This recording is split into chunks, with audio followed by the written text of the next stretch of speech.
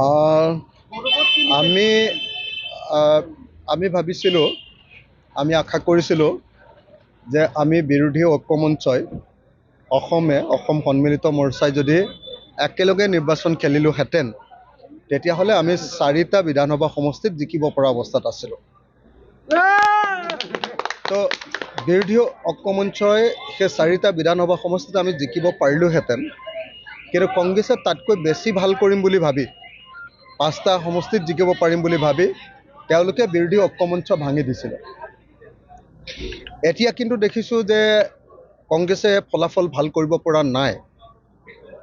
দুৰ্ভাগ্যৰ কথা যে কংগ্ৰেছৰ এই অহংকাৰৰ কাৰণে, কংগ্ৰেছৰ এই ভিত্তিহীন যিটো স্থিতি ল'লে তেওঁলোকে, সেই স্থিতিটো লোৱাৰ কাৰণেই আজি অসমত বিজেপিয়ে অগ্ৰগতি লাভ কৰিছে। মই বাৰম্বাৰ কৈ আহিছোঁ যে ভাৰতবৰ্ষৰ য'তেই বিজেপিৰ বিৰুদ্ধে বিৰোধী পক্ষই ঐক্যবদ্ধভাৱে ইলেকশ্যন খেলিছে, তাতেই বিৰোধী জিকিছে, আৰু য'তেই কংগ্ৰেছে অকলে বিজেপিৰ বিৰুদ্ধে ইলেকশ্যন খেলিছে, তাতেই সদায় বিজেপি জিকিছে। আজি অসমৰ ক্ষেত্ৰতো সেই একে ৰিজাল্ট আহিছে। এইটো বৰ দুৰ্ভাগ্যজনক ঘটনা যে বেয়া খবৰ চাৰিওফালৰ পৰা আহি আছে। যদিও এতিয়ালৈকে আমি চামগুৰিৰ ৰিজাল্ট পোৱা নাই, কিন্তু তাতো দেখা গৈছে যে ট্ৰেণ্ডটো বৰ ভাল হৈ থকা নাই, পৰিস্থিতি বিষম পৰ্যায়লৈ গুচি গৈছে। কংগ্ৰেছে তেওঁলোকৰ ভিতৰুৱা সংঘাতৰ কাৰণে, গৌৰৱ গগৈ আৰু ভূপেন বৰাৰ মাজত সংঘাতৰ কাৰণে, কাজিয়াৰ কাৰণে আজি 5খন আসনত বিজেপিক জিকাই দিলে। আজি গৌৰৱ গগৈৰ অহংকাৰৰ কাৰণে 5খন আসনতে আজি বিজেপি অসমত জিকি গ'ল। গতিকে ইয়াৰ পৰা আমি শিক্ষা এটাই ল'ব লাগিব যে 2026 চনত আমি আকৌ একলগ হ'ব লাগিব। বিজেপিয়ে হৰুৱাবৰ হ'লে আমি আটাইবিলাক ঐক্যবদ্ধ হ'ব লাগিব, আৰু কংগ্ৰেছে তেওঁলোকৰ অহংকাৰ ত্যাগ কৰিব লাগিব। কংগ্ৰেছে MP ইলেকশ্যনত অকণমান ভাল ৰিজাল্ট কৰাৰ পাছত তেওঁলোকে ভাবি লৈছিলে যে তেওঁলোক এতিয়া অপ্ৰতিদ্বন্দ্বী, তেওঁলোকক কোনেও হৰুৱাব নোৱাৰিব, তেওঁলোক জিকিবই, বেলেগক লগত লোৱাৰ কোনো প্ৰয়োজন নাই।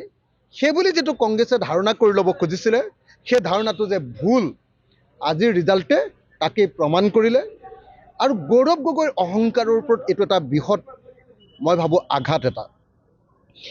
গৌৰৱ গগৈ ডাঙৰীয়াই কালি কৈছে যে আমি লুলি হোটেলত যিবিলাক মিটিং কৰি আছিলোঁ, এইবিলাক ব্যৰ্থ হৈছে।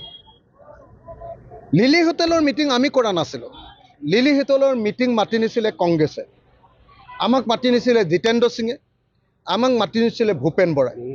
মই গৌৰৱ গগৈক সুধিব খুজিছোঁ যে সঁচাকৈ জিতেন্দ্ৰ সিং ডাঙৰীয়া আৰু ভূপেন বৰা ডাঙৰীয়াই যি বিৰোধীৰ ঐক্যমঞ্চৰ মিটিং পাতিছে, তাত গৌৰৱ গগৈৰ সঁচাকৈ সমৰ্থন নাই নেকি? নাম্বাৰ 1। মই এই মুহূৰ্তত ভূপেন বৰাক সুধিব খুজিছোঁ, ভূপেন বৰা ডাঙৰীয়াই উত্তৰ দিয়ক আমাক, যে ভূপেন বৰা ডাঙৰীয়া, আপোনালোকৰ এজন নেতা, কংগ্ৰেছৰ সৰ্বভাৰতীয় পৰ্যায়ৰ লিডাৰ, লোকসভাৰ বিৰোধী দলৰ কংগ্ৰেছ দলৰ উপদলপতি গৌৰৱ গগৈ ডাঙৰীয়াই কৈছে যে লিলিত যি মিটিং পাতি আছোঁ, এই মিটিং ব্যৰ্থ হৈছে। সেই মিটিং লিলিত আৰু পাতিব নালাগে, পাতিব লাগে কোনোবা ধাবাত, বিহালীৰ ধাবাত। তাৰমানে কংগ্ৰেছৰ অফিচিয়েল মিটিং এইবিলাক নাছিলে নেকি? আমাক এই প্ৰশ্নৰ উত্তৰ ভূপেন বৰাই দিব লাগিব। ভূপেন বৰাই যেতিয়ালৈকে এই উত্তৰ নিদিব, তেতিয়ালৈকে ভূপেন বৰাৰ লগত কোনো কথা পতা নহ'ব। যেতিয়ালৈকে ভূপেন বৰাই এই প্ৰশ্নৰ উত্তৰ নিদিব, তেতিয়ালৈকে কেতিয়াও কংগ্ৰেছ দলৰ লগত কোনো কথা পতা নহ'ব। ভূপেন বৰাই আমাক অপমান কৰিছে, ভূপেন বৰাই আমাক উত্তৰ দিব লাগিব, জবাব দিব লাগিব। তেওঁ আমাক অপমান কৰিছে, তেওঁ বাৰম্বাৰ লিলি হোটেললৈ আমাক মাতি নিছে, আৰু এতিয়া তেওঁলোকৰ কেন্দ্ৰীয় নেতাই কৈছে, বিৰোধী উপদলপতিয়ে কৈছে যে সেই মিটিংবিলাকত কংগ্ৰেছৰ কোনো অনুমোদন নাই। নিশ্চয় অনুমোদন নাই, কাৰণ সেইবিলাক ব্যৰ্থ হোৱা বুলি তেওঁ আনুষ্ঠানিকভাৱে ঘোষণা কৰিছে, আৰু মিটিংবিলাক তেওঁলোকে ধাবাত পাতিব লাগে বুলি কৈছে। গতিকে এইটোৱে আমাক অপমানিত কৰিছে। আৰু গৌৰৱ গগৈৰ এই প্ৰশ্নৰ উত্তৰ কংগ্ৰেছ দলৰ ভূপেন বৰাই আমাক যেতিয়ালৈকে নিদিব, তেতিয়ালৈকে ভূপেন বৰাৰ লগত আমাৰ কোনো কথা বাৰ্তা নহ'ব।